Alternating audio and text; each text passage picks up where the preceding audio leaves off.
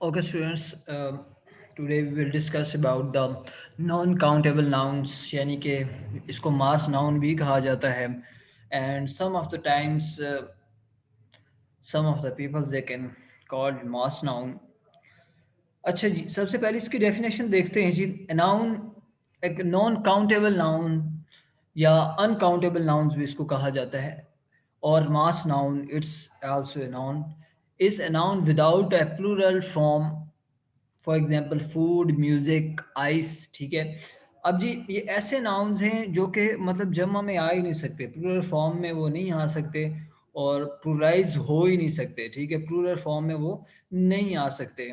ठीक है, food, music, ice, these are the non countable nouns. ठीक है जी, कुछ कैटेगरीज मैंने नीचे दी गई हैं। ठीक है। अब जी फॉर एग्जांपल जी concepts, activity.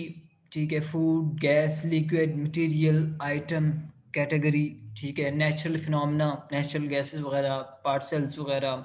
So there is some examples of the categories we can categorize in the next slides that what is the categories of non countable nouns। मैंने अलग-अलग जो है वो कुछ categories बनाई हुई हैं कि categories क्या हैं जी। अब जी for categorise these things, examples भी मैंने आगे दिया। अच्छा, सबसे पहले जी कॉन्सेप्ट है, एक्टिविटी है, फूड है, गैस है, लिक्विड है, मटेरियल है, आइटम कैटेगरी है, नेचुरल फिनोमेना है, पार्सल्स हैं। ठीक है।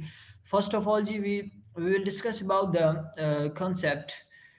ओके जी, what's the concept, what is the concept. अगर इसको देखें, तसव्वुर। ठीक है, ब्रेवरी। ठीक है, ऑनेस्ट, पेशेंस, एक्टिविटी जी, playing, reading, sleeping, food, bread, butter, milk, sugar. So we can't count those things, gas, air, helium, hydrogen and many of the। उसके बाद लिक्विड में अगर देखा जाए तो कॉफी आ गई, पेट्रोल आ गया, water, any of thing which in the liquid form they can also counted in material noun and maybe non countable nouns। ठीक है। अब जी मटेरियल में क्या आएगा जी, कंक्रीट, वुड, मेटल। ठीक है जी। आइटम जो कैटेगरी है, language, money, software, we can't main the money. ठीक है। नेचुरल फिनोमेना में जी ग्रेविटी, स्नो, सनशाइन, रेन। ठीक है। स्नो भी आती है उसमें। ठीक है, because we can't count the snow, we can't count the sunshines, we count the radiations of sunshines, we count the gravity, we can't count the rains drops। So parcels, dust, flour, sugar. So these are the non-countable nouns without using the plural s and es form। ठीक है, जिसके साथ हम s और es नहीं लगा सकते। ठीक है, वो जमा भी नहीं की जा सकती। उसके बाद कुछ एग्जांपल्स हैं। एग्जांपल्स कैन से जी, एमास, एमास, वर्क, इक्विपमेंट, होमवर्क, मनी। ठीक है, transportation, clothing, language, jewellery, traffic. ठीक है, नेचुरल सब्सटेंस। ठीक है, वही चीज़ें आगे जी, ice, water, fair, food, blood, hair, gold, silver. अब जी फूड में क्या है जी, मिल्क, राइस, कॉफ़ी, ब्रेड है, शुगर है, मीट है। उसके बाद एब्स्ट्रैक्ट, एब्स्ट्रैक्ट जो कॉन्सेप्ट्स हैं। ठीक है, जिनको हम we can't touch, we can't taste, we can't hear, we can't these there are five senses included over there। ठीक है, जिसके अंदर फॉर एग्जांपल जी कौन से जी, टच, टेस्ट, हेयर, स्मेल, ईट। ठीक है, उसमें टच करना भी हो सकता है। सो एब्स्ट्रैक्ट में जी advice, happiness, health, education, research, knowledge, information, time. उसके बाद जी गेम में जी टेनिस, बास्केटबॉल, हॉकी, फुटबॉल। ठीक है। So these are the abstracts, sorry, again these are the non countable noun. अब डिजीज में क्या है जी, there is the polio, malaria, diarrhoea.